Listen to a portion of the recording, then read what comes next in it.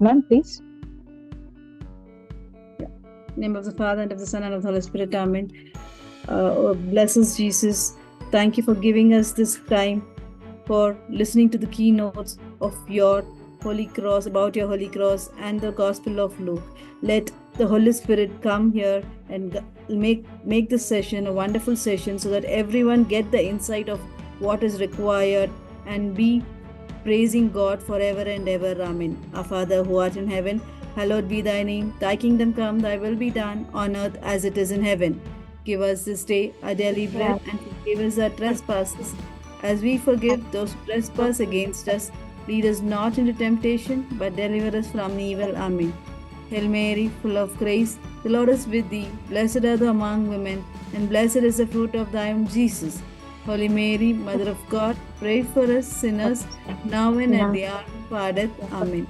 Glory be to the Father, and to the Son, and to the Holy Spirit, as it was in the beginning, is now, and ever shall be, world without end. Amen. Praise God. Welcome once again, St. Francis de Sales and our dear friends who have joined us. So we will begin with the Gospel of Luke. Continue with the Gospel of Luke. I was saying the audience was Gentile Christians. About the author of this Gospel, according to the tradition and some historical accounts, Luke, the author of the Gospel of Luke, and also it's believed he did write Acts of the Apostles, is believed to have been a physician. In Colossians 4:14, Paul refers to Luke as the beloved physician, which suggests that Luke had medical training and expertise. Additionally, the early church historian, somewhere about 263 to 339 AD, and other ancient sources also describe Luke as a physician. So Luke's medical background may have influenced his writing style and attention to detail, particularly in his description of illnesses, injuries, and miracles in his Gospel. However, it's important to note that while this tradition is widely accepted, it's not universally confirmed, and some scholars continue to debate the issue. So that is about the author. Luke's Gospel is often characterized as presenting the human face of Jesus, emphasizing his compassion, empathy, and identification with humanity. Luke highlights Jesus' emotions, relationships, and interactions with people, showing him as a relatable and caring person. Here are a few examples in the Gospel of Luke as to why Jesus is so emotional and all this. Jesus' compassion and tears. We see Luke chapter 9:41 and Luke chapter 31:34. We see his relationship with women like Mary and Martha, Luke chapter 10:38 to 42. We see Jesus' interactions with children, Gospel of Luke 18:15 to 17. We see his concern for the poor and the marginalized. We see Luke chapter 4 and chapter 6. Jesus' emotional responses like joy and anguish also we see in Luke 10 and Luke 22. By portraying Jesus in this way, Luke's Gospel presents a Jesus who is fully human, fully divine, and deeply connected to people's experiences and struggles. So this is the basic outline aspect of the Gospel of Luke. We move on to the genealogy of Jesus in the Gospel of Luke. How does Luke give the genealogy? Chapter 3, 23 to 38 is distinct from the one in Matthew's Gospel. Here are a few key features of Luke's genealogy. This traces Jesus' ancestry through Mary. Luke's genealogy is thought to be from Mary's family line, while Matthew's follows Joseph's line. Secondly, the genealogy goes back to Adam. Luke's genealogy extends all the way back to Adam, emphasizing Jesus' connection to humanity. Lastly, this highlights Jesus' royal lineage. Like Matthew's genealogy, Luke also includes kings and prominent figures, underscoring Jesus' royal heritage. Here are some notable names in Luke's genealogy we can read in this book: Adam, Noah, Abraham, David, Nathan, son of David, Zerubbabel, Joseph, husband of Mary. All these names are in the genealogy. Luke's genealogy serves to establish Jesus' human ancestry to connect him to Israel's history and royalty, to emphasize his connection to all humanity, right from through Adam. Also, prepare for Jesus' public ministry and message of salvation for all people. The few important contents when we go a little more deeper into the book Gospel of Luke. Luke chapter 1 starts with Annunciation, the Annunciation to Mary. The angel Gabriel announces Jesus' birth to Mary, who responds with faith and obedience. Luke chapter 139 to 56, we see about the visitation. Mary visits Elizabeth and they share a moment of joy and prophecy. Luke chapter 2 1 to 20, we see the birth of Jesus. Luke provides the most detailed account of Jesus' birth, including the announcement to Mary, the journey to Bethlehem, and the visit of the shepherds. Luke chapter 7, 11 to 17, we see the widow of Nain. Jesus raises the widow's sons, demonstrating his power and compassion. Luke chapter 7, 36 to 50, we see about the sinful women. A woman anoints Jesus' feet, showing her gratitude and faith. Luke chapter 10, 25 to 37, we see the parable of the Good Samaritan. This famous parable teaches about loving one's neighbor and is unique to Luke's gospel. This parable is explained in a unique way in this gospel. Next, we see about the prodigal son, Luke 15, 11 to 32, a well-known parable which highlights God's forgiveness and love for those who return back to him. Luke chapter 16, 19 to 31, we see about the rich man and Lazarus. This parable warns about the dangers of wealth and the importance of caring for the people. Luke chapter 19, 1 to 10, we see about conversion of Zacchaeus. Jesus encounters the tax collector Zacchaeus, leading to his transformation and generosity. Luke chapter 24, 13 to 35, we see the road to Emmaus. After Jesus' resurrection, Jesus appears to his two disciples, explaining the scripture and breaking bread with them. These stories, I just picked a few of the event stories, parables to highlight here. These stories in the Gospel of Luke provide valuable insights into Jesus' teachings, his ministry, and his character as well. We will also see a few special aspects of the Gospel of Luke when we compare to the other three Gospels. What are they? Luke contains 40% unique material not found in Gospel of Matthew, Mark, or John. Luke emphasis on women more. Luke highlights the roles of women such as Mary, Elizabeth, and the sinful women more than the other three Gospels. Luke focuses on the poor and the marginalized. Luke emphasizes Jesus' concern for the poor, the sick, and the outcasts. Luke presents Jesus as the savior of all people, regardless of nationality or social status. Luke is known for his attention to historical detail and chronological order. Luke contains, anybody knows how many parables in this gospel? Luke contains 24 parables, more than any other gospel. Luke highlights Jesus' prayer life and teaches on prayer more than the other gospels. Luke provides the most detailed account of Jesus' birth.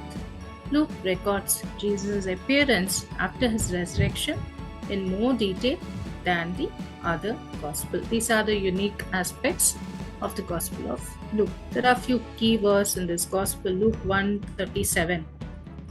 Can someone read chapter 1 verse 37, please?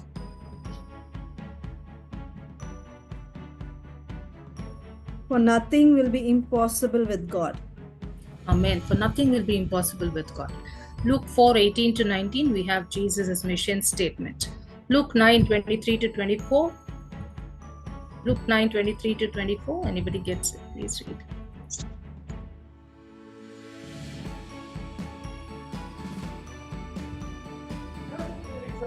Then he said to them all, If any want to become my followers, let them deny themselves and take up their cross daily and follow me. For those who want to save them. Yes. So Luke 15, 11 to 32, we see about the parable of the prodigal son. Luke 19, 10.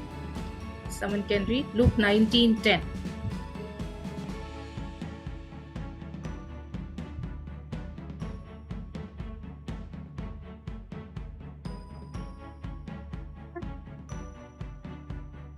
For the Son of Man came to seek out and to save the lost.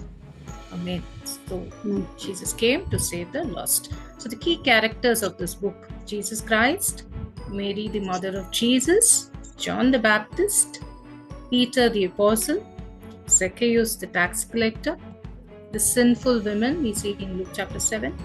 So these are the main key characters of this book. Theological theme of this book is Luke emphasizes themes like joy, celebration, and more of Holy Spirit's work. So these differences contribute to the distinct character of the Gospel of Luke, providing a unique perspective on Jesus' life, teachings, and ministry. Gospel of Luke also speaks about one major factor when you read, speaks about authority. Here are few scriptures, how Luke is related to authority. First of all, we see Jesus' authority. If someone has Luke chapter 9, you can read 43 to 44. Luke chapter 9, 43 to 44.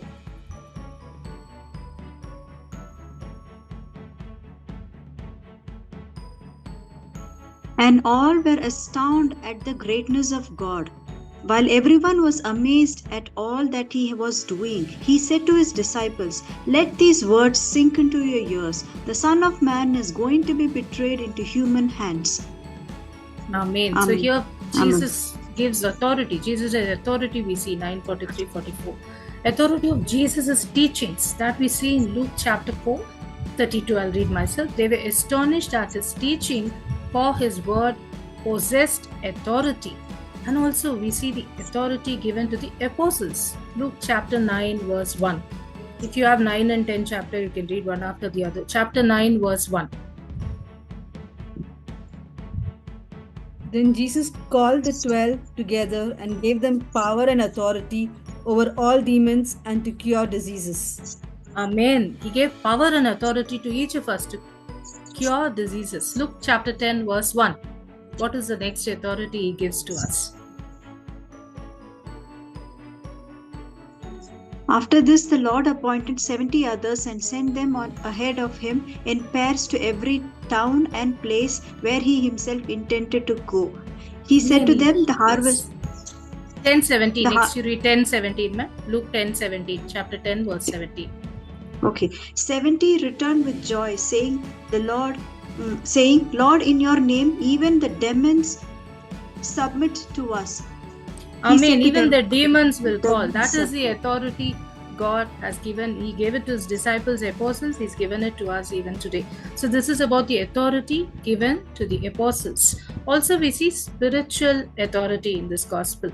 Luke chapter 22 verse 29 to 30. Someone can read loud. Chapter 22, 29 to 30, which we each of us long for. And if you and I have the spiritual authority, we can rock the world.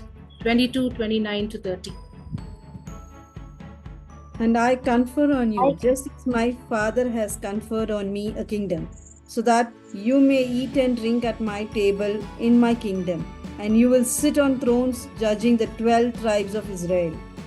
Amen. So that is the spiritual authority God has given to us by his word, by his gospel. So these are the scriptures related to God speaks about authority in the gospel of Luke.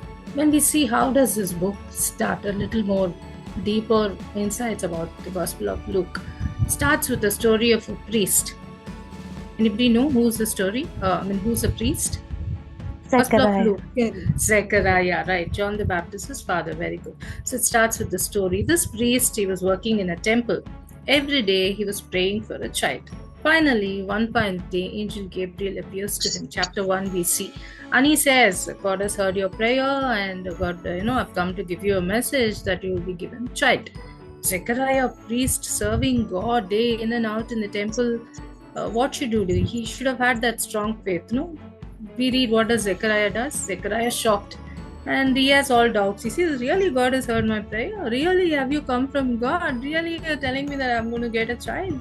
So, we put ourselves in the place of Zechariah. We are also serving God. We are also into Him every day. But how many times we have that faith? We have 50% faith, 50% doubt we have. So what happens here?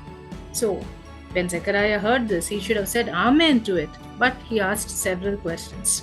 And that led to what? We see. What does the angel do now? Angel says, You will be you dumb. will not, yes, you will become dumb and you will not be able to speak. So he says to Zechariah, when I read this, I'm like, oh God, let's not get excited. When we read the book of Revelation, says, you and I are priest. So what will happen when we doubt and say, God, really you heard my prayer? Really want to do this to me? What will happen to us? So what happens? Angel makes him dumb. He says, your words are not angel said probably your words are not powerful. You better be silent until the child is born. Now, Zechariah is a priest. It's very important for him to talk. Priest has to talk. 2 Corinthians 4:13. We read, since we have the same spirit of faith, according to what has been written, I believed and so I spoke. We also believe and so we also speak. So this word says, we have believed, therefore we have spoken. So if you believe, you have to speak. Now the priest has become dumb. He spoke something else, he believed something else, so he was made dumb until the child was born. Now the priest comes out and he gives all signal and nobody understands. He cannot speak. He's a dumb priest. Now how will he bless the congregation? The job of the priest is to lift his hands and bless the people. Most of all, pronounce the blessing. That is their job. Words have to come from their mouth. How will he do it? He is dumb. I said, book of Revelation says, you and I are priests. At times, when someone hurt us, when someone trouble us, do we think of blessing? We also think we should, all kind of temptation comes, all the anger comes in our mind. So this gospel is calling us. We are called only to bless. Just say, I bless you. I choose to forgive you. This is what Jesus taught us, and we are invited to imitate Jesus. We are reminded to do the same. Luke chapter 24:52. This is the starting of the book of Gospel of Luke. It starts with the story of a high priest, story of priest Zechariah. The ending of the chapter, we read chapter 24, verse 50 to 51. Can someone read Luke 24, verse 50 to 51? Then he led them out as far as Bethany, and lifting up his hands, he blessed them. While he was blessing them, he withdrew from them and was carried up into heaven. Amen. And they he lifted up his hand and he was taken into the heaven. Before that, the high priest, Jesus is our high priest. What was he doing? He blessed the disciples. He's blessing you and me always. So there's a very important message for us. Doesn't matter who curses you. It doesn't matter who's angry with you. It doesn't matter who critiques you. Who can reverse when the Lord has blessed you and me? So the priest is speaking the word of blessing, and he's inviting us also to do the same with our people around us. So this is the way Gospel starts with the story of a priest. Gospel ends with the story of a high priest, giving us a message that we are to be like high priest, to be like Jesus, to speak the words of blessing, to pronounce blessing, and to give blessing to the people around us. The book ends with his ascension, marks the end of his earthly ministry, begins his heavenly reign, prepares for the Holy Spirit's arrival. We see in Acts chapter 1, the continuation. So amen, and we take this message for ourselves. We follow our high priest Jesus, and we pronounce blessing to all, and we be a blessing to all. Amen. And that is the end of Gospel of Luke. Kings. Swim the cross. Can I? Yes, ma'am. So the feast of the exaltation of the cross. is a significant celebration in the Christian liturgical calendar, observed on September 14th. Here is what few details about what is this feast. The Feast of the Exaltation of the Cross commemorates the discovery and elevation of the true cross, the cross on which Jesus Christ was crucified. Now, why this feast? In about 326 AD, Emperor Constantine's mother, Saint Helena, discovered the true cross in Jerusalem. To honor this event, the feast was established to venerate the cross as a symbol of Christ's sacrifice and triumph over death. Now, what does this represent?